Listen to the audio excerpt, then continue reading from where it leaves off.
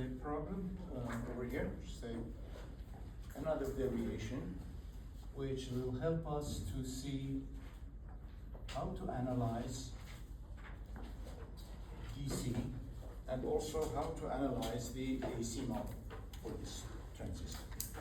First part, like always, is dealing with the DC analysis. It says, determine all the DC voltages in the circuit. The most important thing is ID quiescent, so this is what we want. ID quiescent and the VCE quiescent. In other words, DC voltage between C and E and the current in the collector. Power supply is assumed to be 15 volt, and beta may be assumed to be about 100. Okay, if you notice, this circuit is a genuine common emitter amplifier, because under the signal condition, emitter is genuinely grounded. There is no RE in here. So you learned about 4 resistor bias and why it was important to have 4 resistors, because it gives you a stable collector current, emitter current by elevating the base voltage with that voltage divider R1 and R2. And if you recall, we assumed VE is equal to 2 volt, for determining with an RE in order to set or preset the collector current value. But that's not the only way.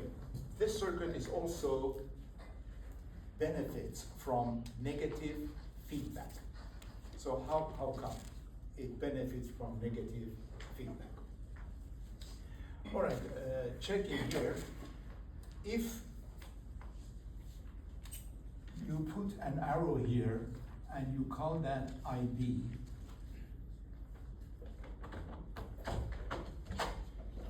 a current, an increasing current, analyze the DC return to the same point in here. Say there is a IB flowing in, giving you a VCE, steady VCE, a steady IC. You have a steady voltage in here.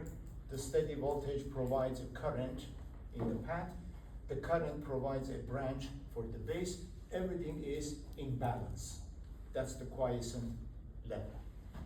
Now, from that balance, imagine what will happen if IB increases arbitrarily. Maybe due to beta, which can happen. If IB increases, IC will increase, isn't that right? Because beta times IB.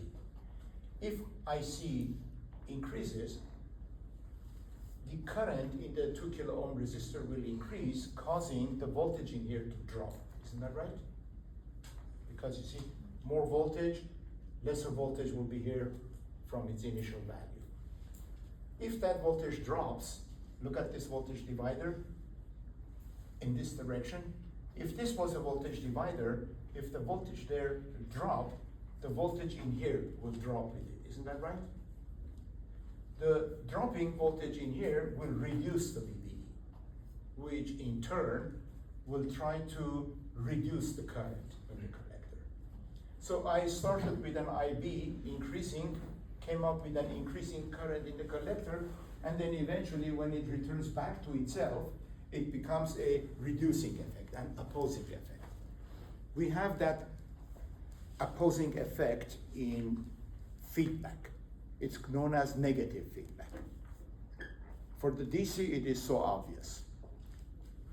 So you can also look at it in a different way. You can break here, apply a positive going voltage here,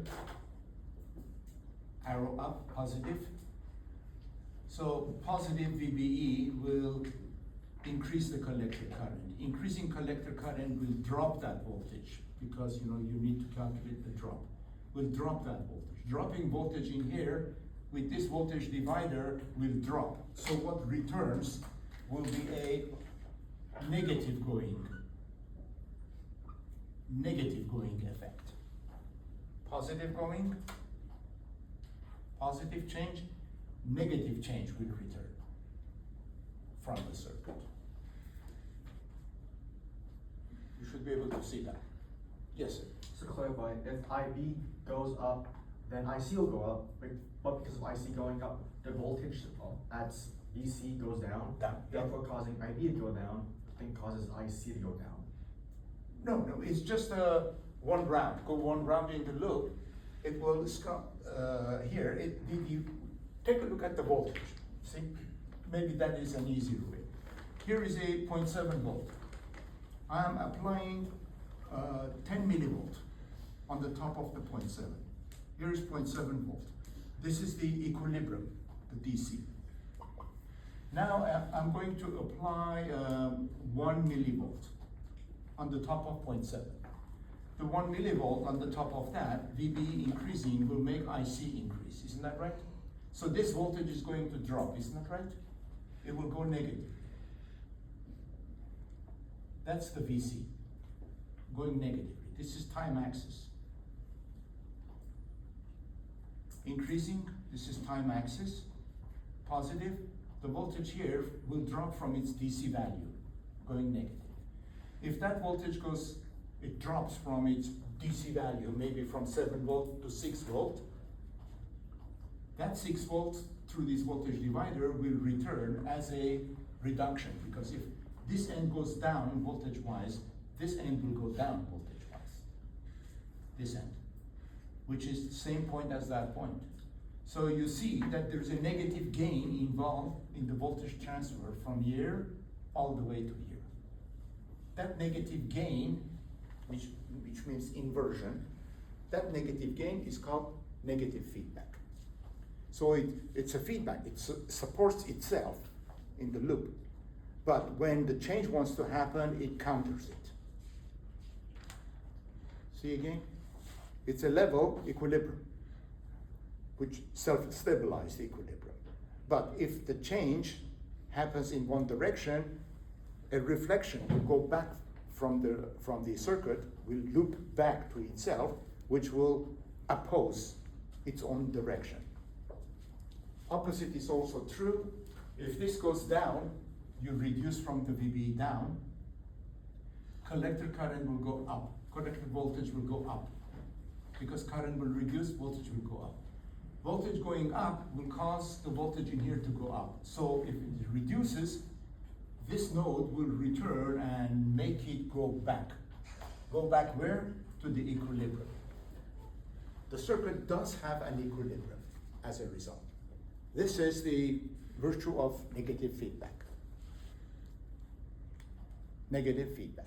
That's a stabilizer. We had the same thing in the common emitter amplifier, if you recall. Here. I'll just sketch this, don't write it down. For example, if you put a 4 volt in here, 4 volt in here, and you keep it fixed, right? If for some reason the current increases in the IB due to increasing beta, if the current increases in the IB, IC will try to increase. If IC increases, IE will increase. If IE increases, this voltage will go up. Because that voltage is nearly fixed, your VBE will reduce. This is fixed, this is increasing. For example, that's 4, this is 3.3 volt. 3.3 volt. So if it goes to 3.4 volt, your VBE now will be 0.6 instead of 0.7. Meaning that the collector current will decrease. So it will fight its own effect. So that is also a negative feedback. This is called emitter feedback. This configuration is called collector feedback, okay? Both are legitimate, stable circuits. Completely, almost, I would say not completely, independent of the beta. So if you do this calculation with a beta of 100, or you do it with a beta of 200, you'll get the same DC values. All right, so let us start by answering the first part with a beta of 100. You can try that at home, make beta equal to 200, repeat this calculation. And you will see that ICQ and VCEQ will remain almost the same. Maybe they will change by 1 or 2%. That means it's a stable one. This is a stable circuit. No worries about beta.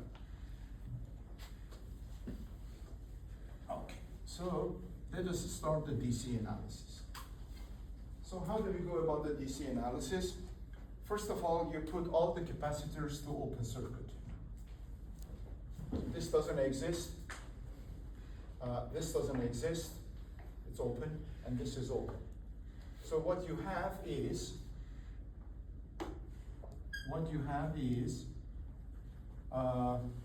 just 10K, 10K, 2K, and 2 kilo ohm at the collector.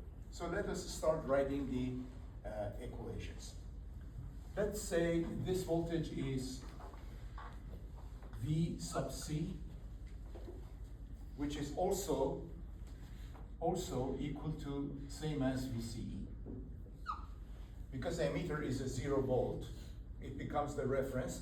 So VCE or VCE is the same thing, essentially. This is a 0 volt. So V of E is 0 volt. Okay, writing the equations. This fresh one. DC analysis. That voltage is 0.7 volt. V of the B, same as VBE, is approximately 0.7 of the volt. We have that relationship, okay? You have IB,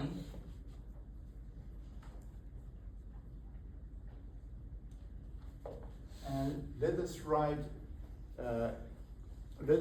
the nodal analysis at B. Node equation at B. You have 0.7 divided by 2 over 2, it's a K, remember? That means just 2, plus IB, we don't know what that is, plus 0.7 minus VC, 0.7 minus V of the C, divided by 20. Why 20? Because if capacitor is open, DC wise, 10 and 10 add up to 20. 20, equal to 0. Finish. This is equation number 1. We kind of, minimize this equation. We get 0.35. Let me multiply throughout by 20 to make it look nicer. 20 times of 1. So this will be 7 plus 20 IB and plus 0.7 minus VC equal to 0. So 20 IB minus VC is equal to minus 7.7. So this is equation 1, also equation number 1. All right, 0.7 over 2, 0.7 minus VC over 20, that's correct. This is it. And then we adjusted that. So that's a 7 by 20, okay. Just double checking so we won't make mistake. Okay. And then 0.7 over there, and VC, yep. Double check, even triple check. Now next one. Next equation is KCL at C. So node equation at C. So we get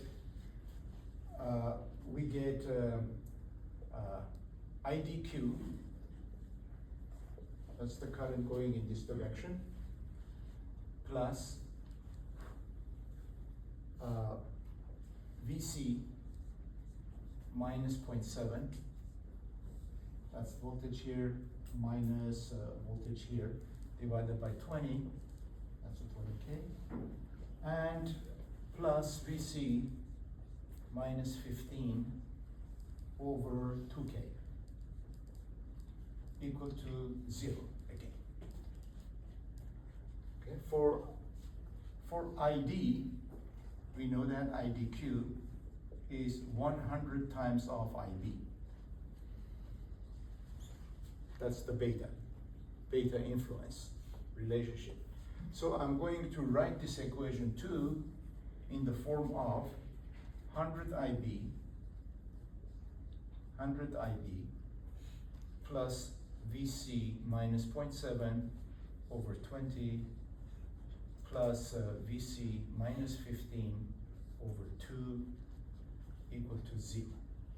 And then the same routine, I will multiply by 20 in order to, bring it out of fractions. So it will be a 0 there, that's 1,000. So this will be 2,000 IB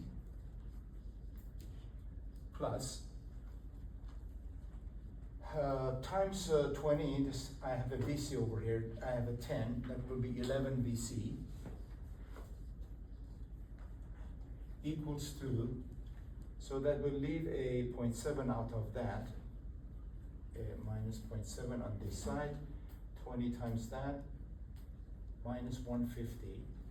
So it will be 150.7 on the other side. So this will be equation number 2. Equation number 2. Just again, let me check this last one. I did some changes. So that was IDQ, VC minus 0.7, 20, and VC minus 15 over 2K. Good. ID is 100 IB, so that goes there. So multiply by 20, that turns to 2,000 VC, and then 20 is a 10, 11 VC, 0.7 here, and that's a 10 times of 50, 150.7, correct. Just double checking. So our final equations are 20 IB minus VC is minus 7.7, and 2,000 IB plus 11 VC equals to 150.7, and we're going to solve that equation. Okay, let's multiply top one by 11. Or I can put it into a matrix, or if you have a calculator, pull it out, put it in the determinant, and then calculate to get answers quickly. You are allowed to bring a calculator that can do a matrix for you. So I'm doing it from the first principle. Say I'll multiply the top one by a 100, or actually 11. So 11, 20, so this comes to 20 IB, 2,000 IB, minus 11 VC, 11 times 7.7, 84.7 up there, and plus 11 VC. 150.7. Add them up. This is 2,220 IB. This is cancelled. 150.7 minus of 84.7. 84.7 equals 66. And here is your IB. 66 divided by 2, 2, and the 2 and the 0. Okay, here you are. 0.0297 milliamp. Automatically it's a milliamp. It's a milliamp because I use volt, I use kilos. How many micro? 29 microamp. So what is IC automatically? It's beta times IB, 100-fold of that number, 2.97 milliamp. That's your IC, okay? What is VC here? I can stick it into any of these equations. Let me put it, say, in this one. Times it by 20 is equal to that. Then change sign.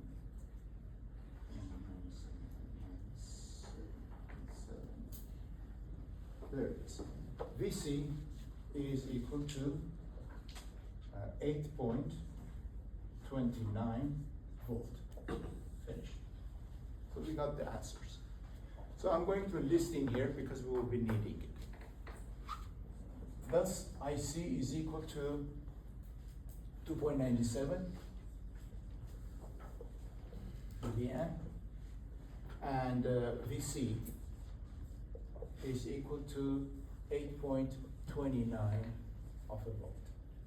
These are all quiescent values, which we are going to need it when we are developing the small signal AC model, right? So phase one is over. So your exams will be like that, you see? Given the circuit, first part, calculate all the DC, etc., values. You do that. If you fail at that part, you don't know how to do it. That's very bad because the next part is going to need that. But if you make an error there, I will look at the type of the error that you built, maybe arithmetic error or something. It's tolerable, you lose just a little point on that. Not fundamental error. Fundamental error is when you're writing the KCL here, for example, KCL here, suddenly you forget about this branch completely, or you forget about the collector, existence of collector current. Well, that's a major one. So we got that. Now, a quick shortcut possibility is this. Generally, if you have a transistor,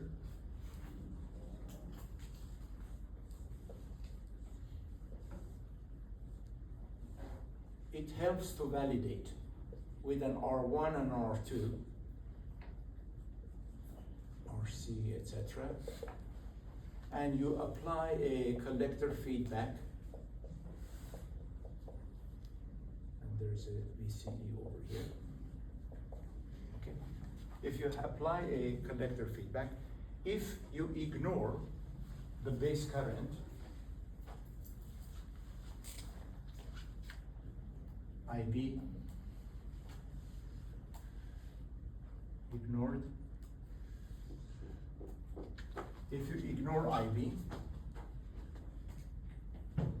over there, then you have a VCE, you have an R1 and R2 voltage divider, then V of R2 is going to be equal to R2 over R1 plus R2 times VCE, right? So VCE is going to be equal to R1 plus R2 over R2 multiplied by V of R2. But V of R2, which is VBE, is usually 0.7 volt. Therefore, VCE will be equal to R1 plus R2 multiplied by, over R2, multiplied by 0.7 volt. So for the values that we have, check. R1 is series combination of a 10K and a 10K. See these two? They're in series. It makes 20K. So you've got VCE from this simplified approach is R1, that's 20K, plus R2, which is 2K, divided by R2, and that's a 2K, multiplied by 0.7 of a volt. So this is equal to 22 divided by 2, 11 times 0.7. 11 times 0.7 is 7.7 volt.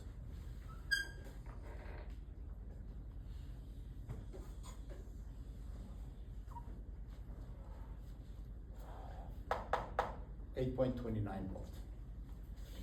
You don't hit too far from there. Yes? How do you get VC equal 8.29? Which one? Here? You get how much? I got something a little different. Like, You want from that equation? Let me check that. So you're sure you put in this matrix into the matrix? Is that right? This one? Just quick checking. Times 11. Just put it I got 8.29 as well with that matrix. 8.29. 8.29. You got that one? Yeah. Yeah, I'm pretty sure it is correct because the only thing is 11, that's 220 obviously, and then 11 I see, 7.7 times 11, 84.7, that's correct. You add these two drop out, 2,220, that's it, and then this one is 150.7 minus of 84.7. 66, that's correct, divided by 2220. No, it's correct. This is correct. So we got that value, 8.29. You see, if you round this to 8, and you round that one, 7.7 to 8, the answers are almost the same. Because it's an approximation. This is just an approximation.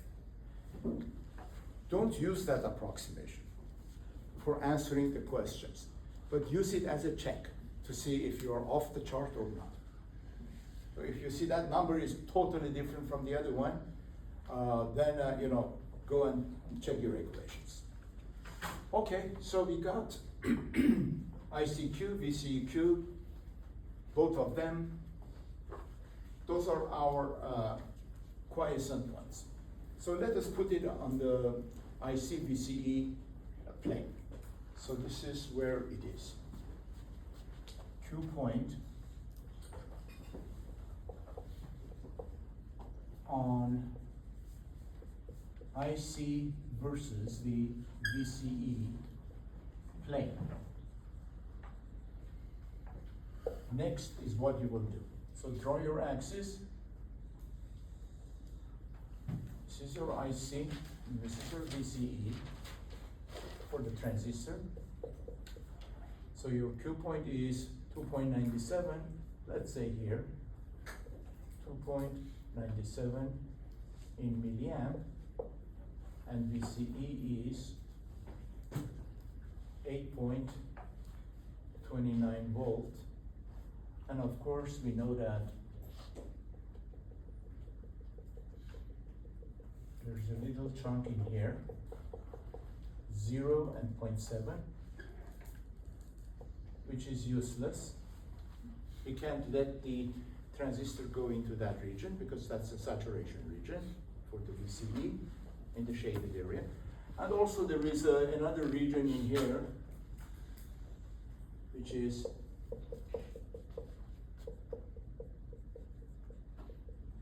excessive power dissipation.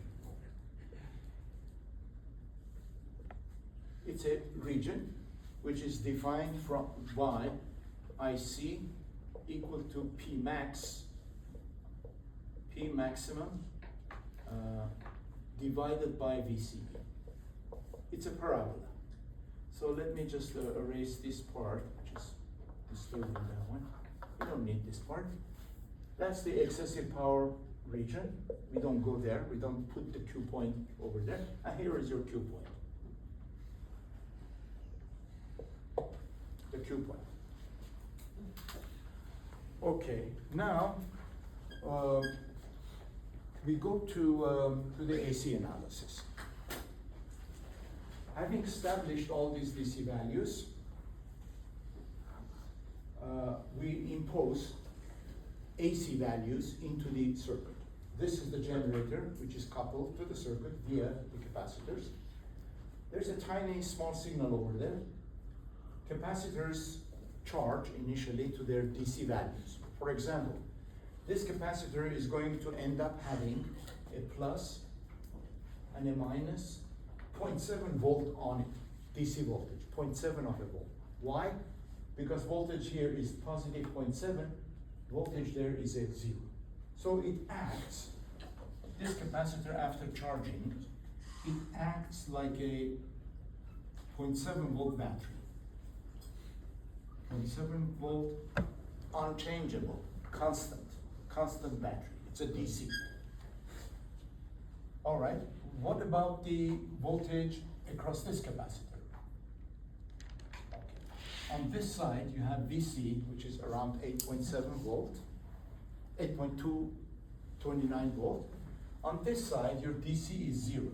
So this capacitor functions just like a capacitor, like a battery, which is offsetting that DC voltage down to the 0 volt DC, which is 0 volt ground, by 8.29 volt drop.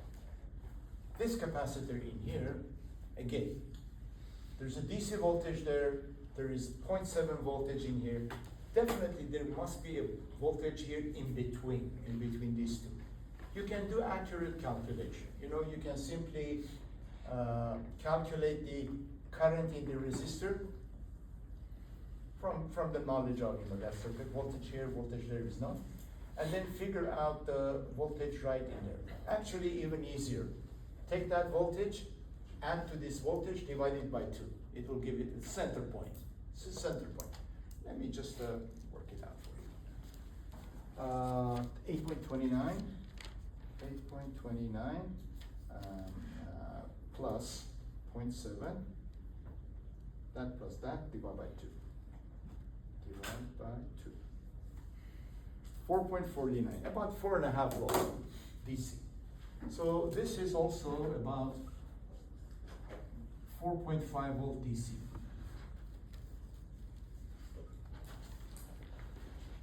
The capacitor has a charge which makes a DC voltage on it once you switch on your power supply, this power supply. Power supply establishes all the DC values. Fair enough? That's how DCs are built. Quiescent points are built. Now those are constant values. They will never change. If you apply a signal in here, those offset values are not going to change. This will not change, this will not change, that will not change, the power supply will not change. So in the model that you're going to draw, you take all those DC values into a short circuit. It's like saying you put all the capacitors to short, that, and the DC power supply to short. So it will bring up the following AC equivalent circuit. It's called small signal equivalent circuit. So let's erase the DC analysis part.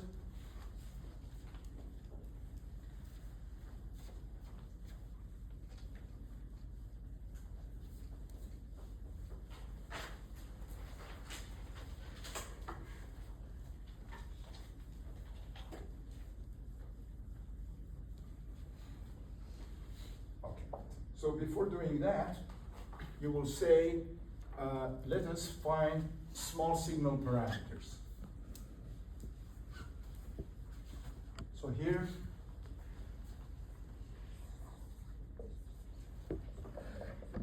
finding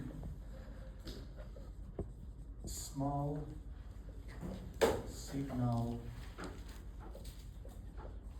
parameters transistor. And that is R pi GM. What are those values? Okay? You need them, definitely. Number one, GM. We showed you it is defined as quiescent DC value IC divided by V of the T, thermal voltage. It's equal to 2.97 milli, 7 milliamp over 25 millivolt. So it's basically 2.97 over 25. That's straightforward. Both of them are millis. So 2.97 divided by 25. Okay, here it is. GM is equal to 0.1188 S Siemens. That's the reciprocal of ohms. R pi is beta over GM, which tells you the relationship between small change in the VBE to a small change in IB. Okay, it's beta over GM. So this is equal to 100 divided by 0.1188. So R pi is equal to, we flip that, then times it by 100. 842 ohm, rounding to 842 ohm. This is the input resistance of the transistor itself. Now, drawing the small signal equivalent circuit. Draw the small signal equivalent circuit. Right? So here is how you will start. Put all capacitors to short because they are already charged to a constant DC voltages and they don't change. Those DC voltages don't change even under the signal. So we are going to something that doesn't change in the signal model is to be considered short. So here is how we go. Start from node by node. From this node, you go to that node.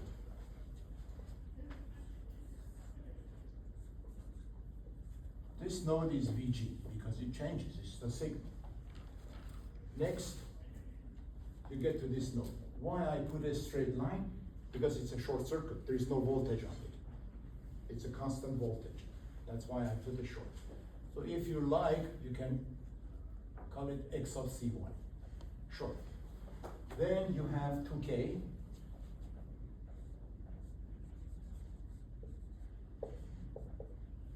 It's this resistance.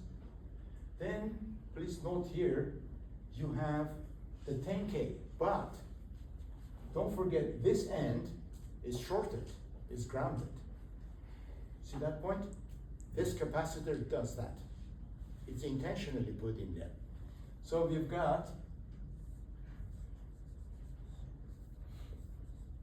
10K. Just to for you to take a note, I put a star on it, and I'll put a star on this one. So it's that 10K, because it could be like 12 and 8K, you know what I mean?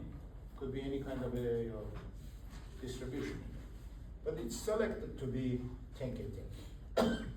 So, excuse me. Because this end meets the capacitor, capacitor has a constant DC voltage, doesn't change at all, even if the signal comes in, even when the signal plays here.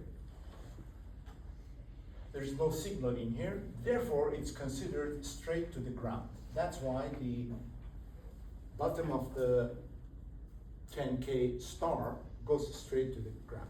So we can put a thing in here. This is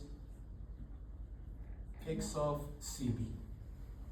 That is short, tiny short. This is not supposed to show up in the exam. You see, you just try, you know that. Okay, next.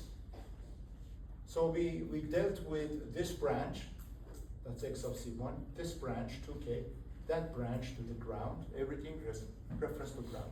Now we've got IB, we've got the transistor. So you go to the main transistor and you draw, this is the base, here is the R pi,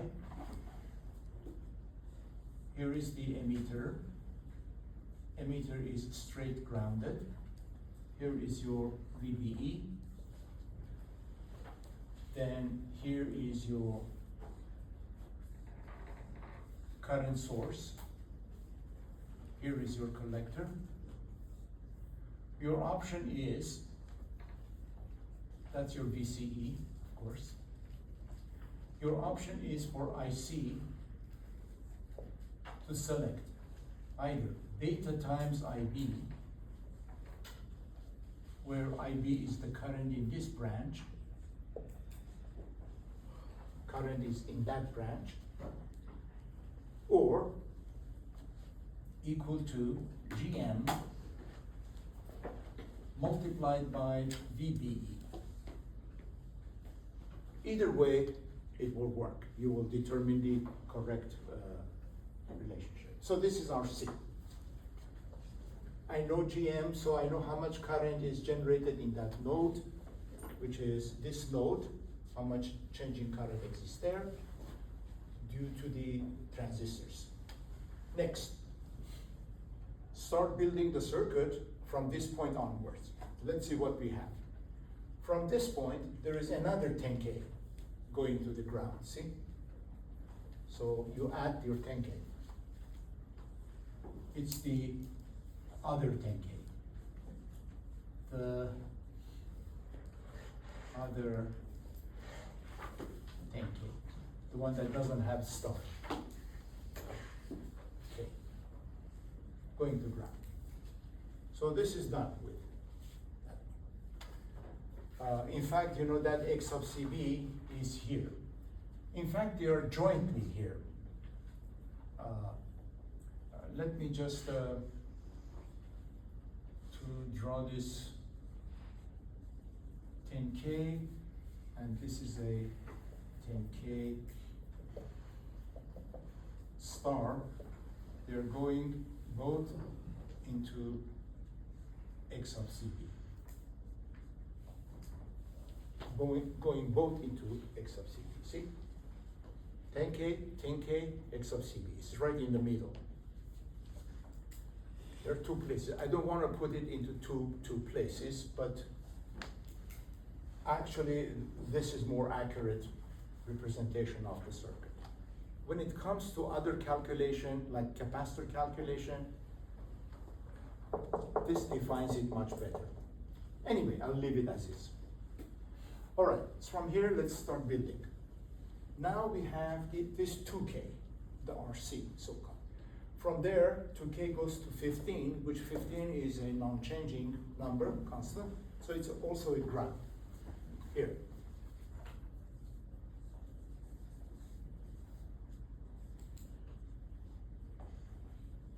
Then you have X of C2, which is also a constant DC offset, which means non-changing.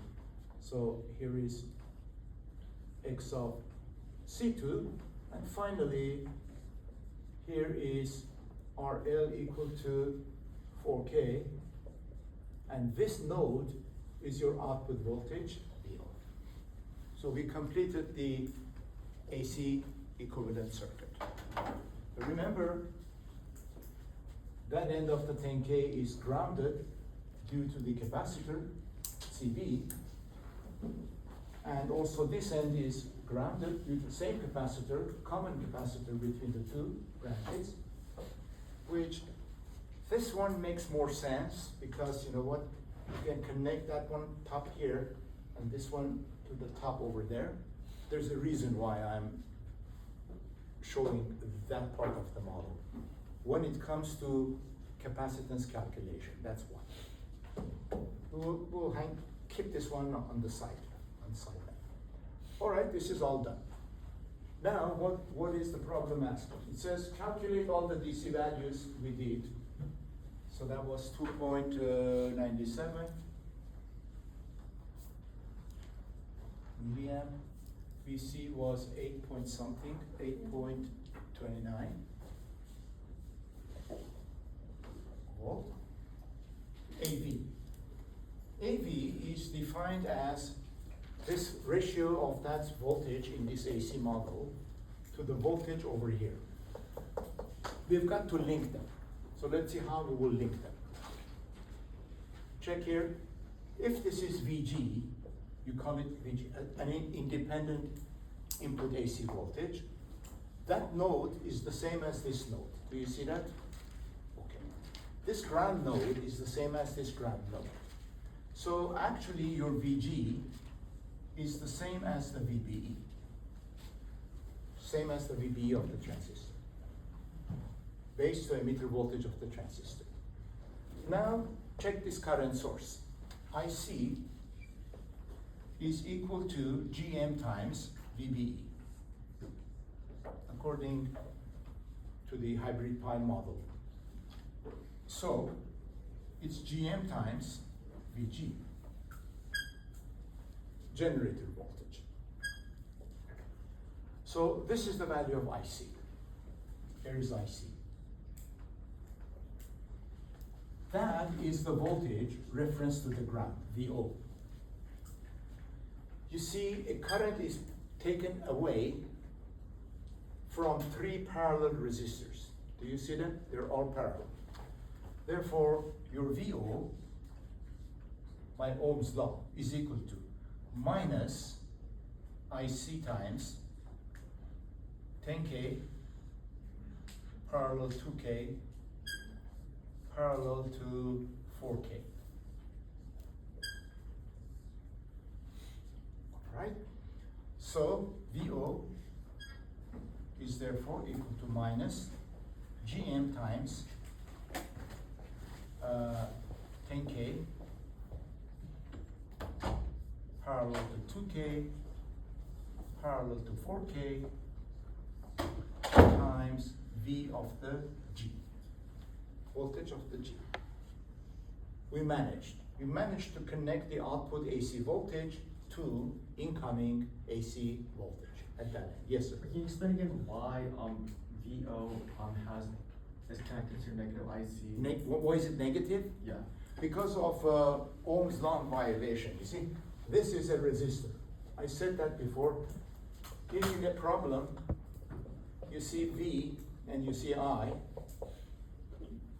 V is equal to Ri, Ohm's law. If in a problem you see a resistor, initiated current in here, I, and then plus and minus V, you need to write V equal to minus Ri. Or else you will violate the fundamental law of the power. Because if you still write positive in here, current is flowing out, V times I product will become negative, and that means the power will be generated by that device. But we know that R's, resistors, don't generate power. Okay, they absorb power. So once you violate that law here, V and an I, that reference direction, if you violate this reference direction, then for the Ohm's law pertaining that resistor, you should write minus R times I. And that's what we are doing it here.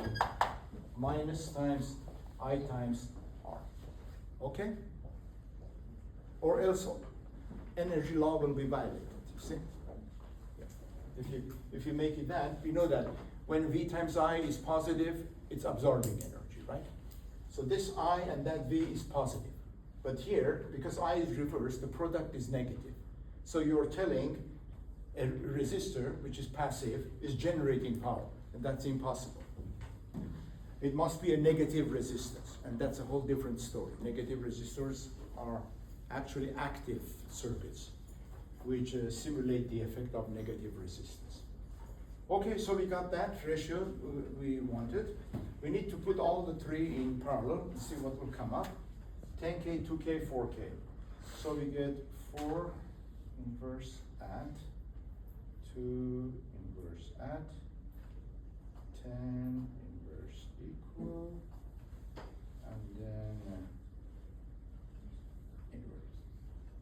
1.176 kilo ohm. So this lot is 1,176 ohms.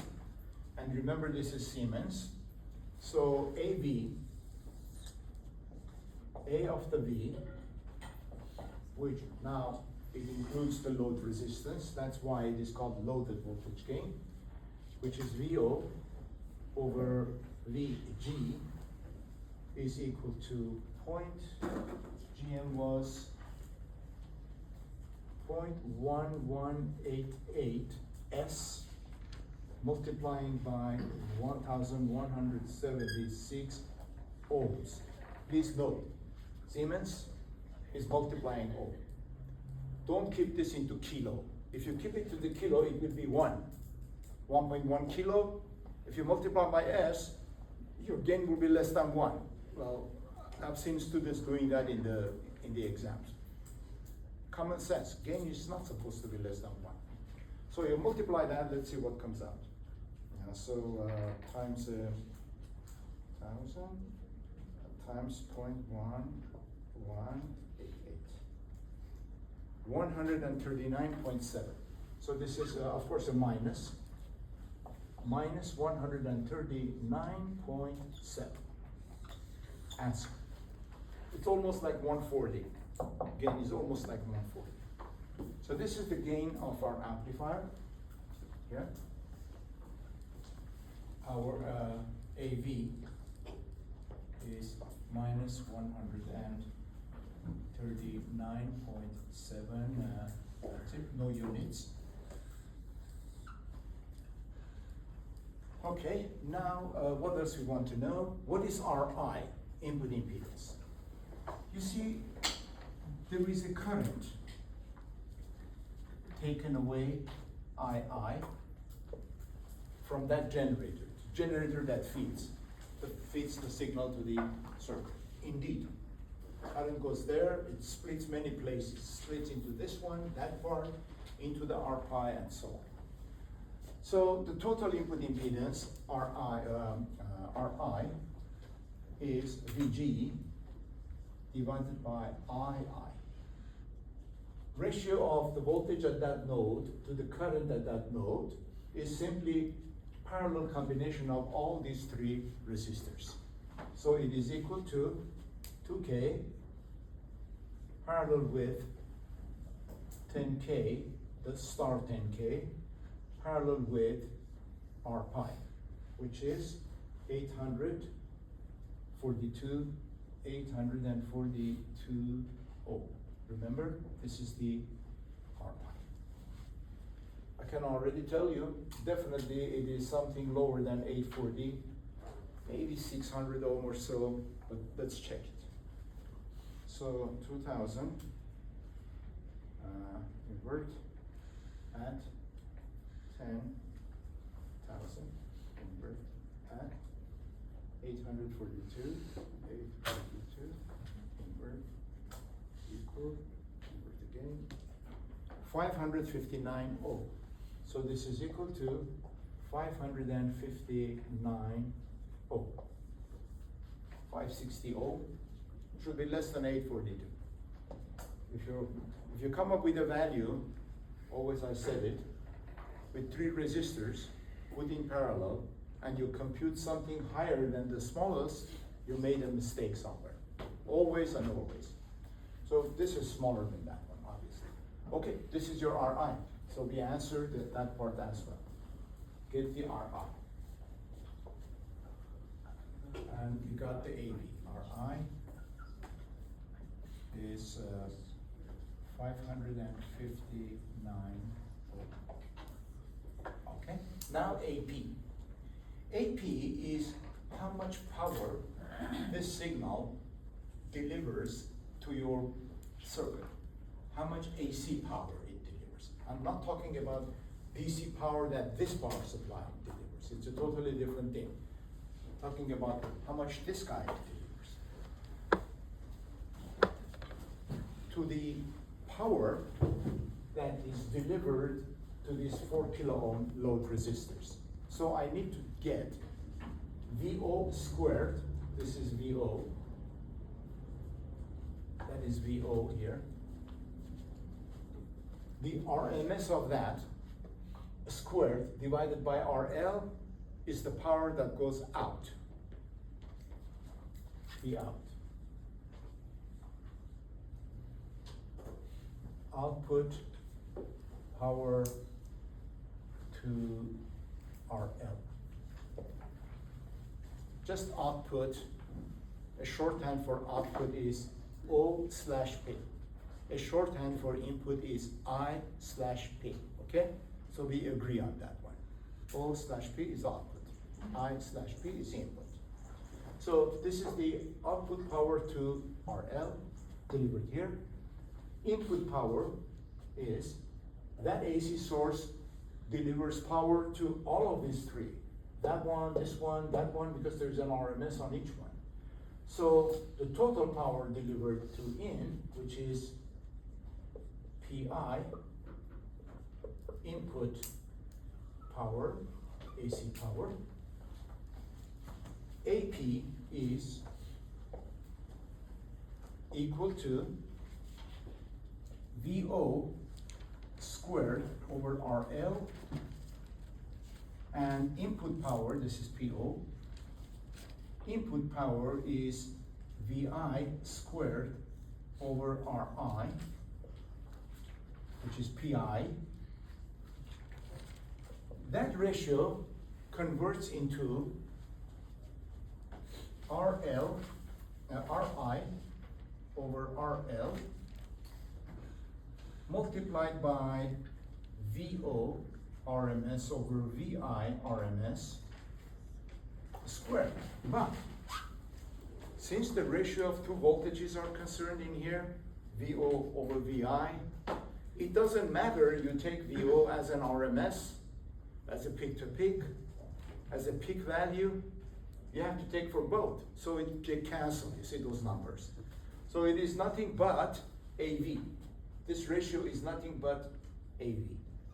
So a very convenient formula for power gain is equal to input impedance, load impedance you are feeding, and the voltage gain, loaded voltage gain, squared. This is the formula for power. Quick shortcut formula for the power. So let us calculate.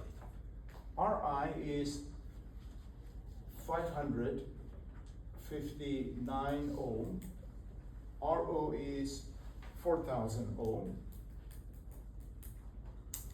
Multiplied by 139.7, 139.7 squared, the whole lot squared. So let's see what is that. 139.7 squared multiplied by 559 divided by 4,000. 2,000. So AP becomes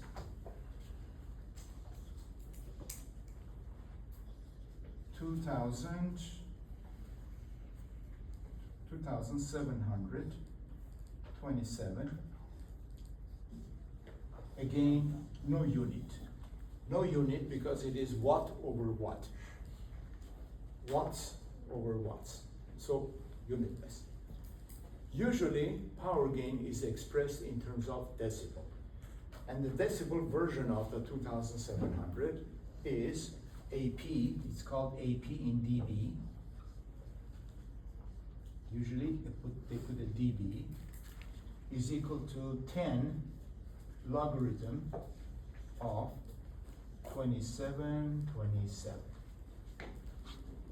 Let's see what is that. So we take the base 10 log, then times it by 10. About 34 dB. 34 decibel. dB stands for decibel. So here, AP is 2727, or AP is 34 point dB decibel. So it is about 2,000 times. So any power that comes in here generates 2,000 times of the power, signal power, in that load resistor. So if you connect your earphone to that source in order to infer intelligence, to extract intelligence out of it, you can get 2,270 times more power out of it if you connect at that end. So earphones go here. RL is the earpiece. That's called amplifier. Now, one more thing is the swing. What is the MPP? Now check in here. What is the AC load line? What is the relationship between VO, which is automatically VCE? Why VO is VCE? Because, check here, this node is the same as that node. Reference for that node is the ground, emitter is the ground. So VCE is related from IC, VCE, and this bunch of resistors. Here, VCE is equal to minus IC times GM times 10K parallel 2K parallel 4K. Okay. Remember what is VCE, what is IC. VC and IC is implying a small change in from the Q point, from resting point. A small change in the direction of IC and the VC. So, because it's negative, it means if VCE increases, IC will drop. So it is referring to a negative slope. This is the slope, okay? Actually, reciprocal of that is the slope. So 1 over GM, 10K, 2K, 4K is the slope starting from Q point. From the Q point. So imagine now we are going to draw a constant slope from that Q point. What will happen to it? It will go along the line. Okay? This part of the line will be P. Positive increases in the voltage. When the voltage increases positively from the rest point, it means the transistor is approaching towards the cutoff. Collector is rising, it's approaching towards the cutoff. So we have this much room on the P. Where shall I write that one? P is equal to positive swing, is equal to IC quiescent multiplied by GM. Yes, multiplied by 10K parallel 2K parallel 4K times the GM. So this will be our positive voltage swing. So let's see how much is that. Let me just make sure.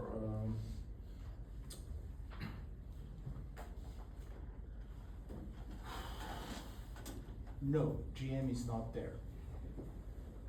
Sorry, GM is not there. Just these two. Because that's the law. P is a voltage along the VCE. That's the current, this is the resistance. So this is the law. Okay, let's calculate the P. How much positive swing we have available? 10, 2, 4, all parallel, we did it somewhere. We did that over here, it was 1176.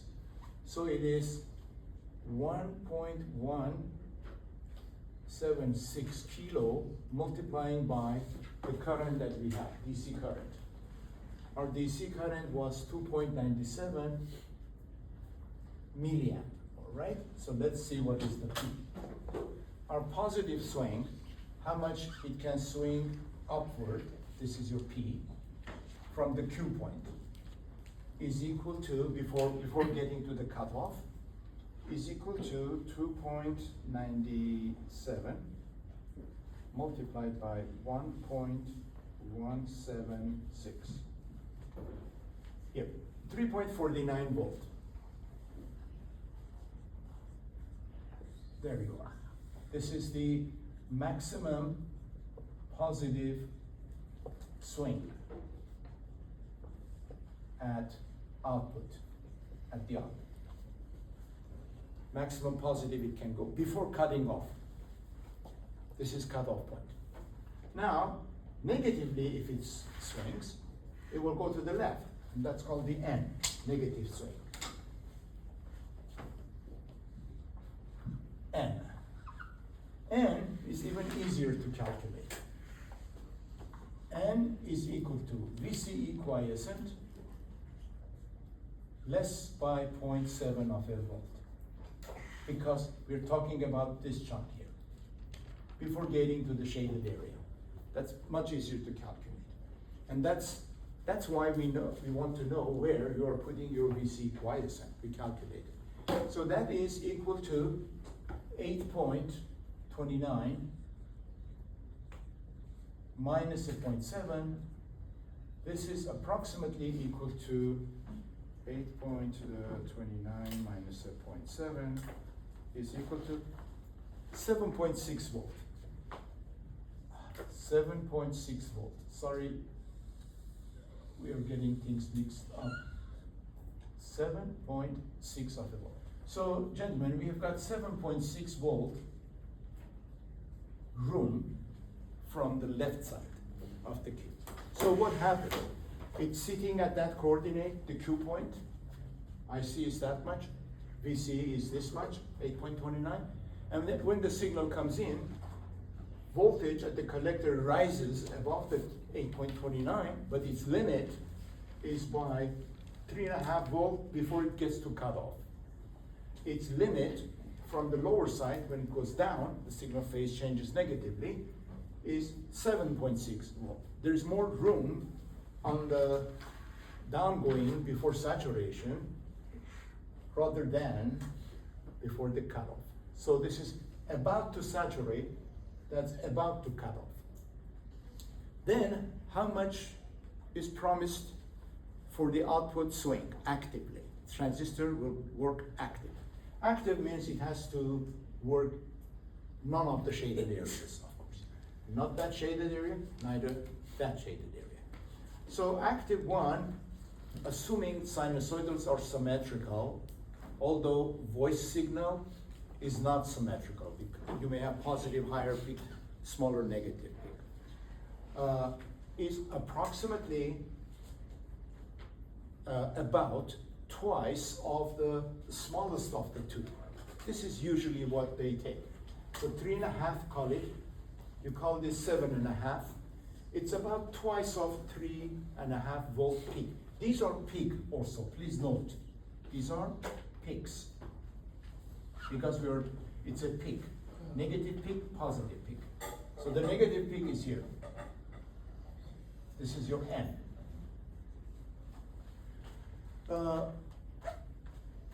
7 volt right to the point of near cutoff, which is not recommended to get that close to this point.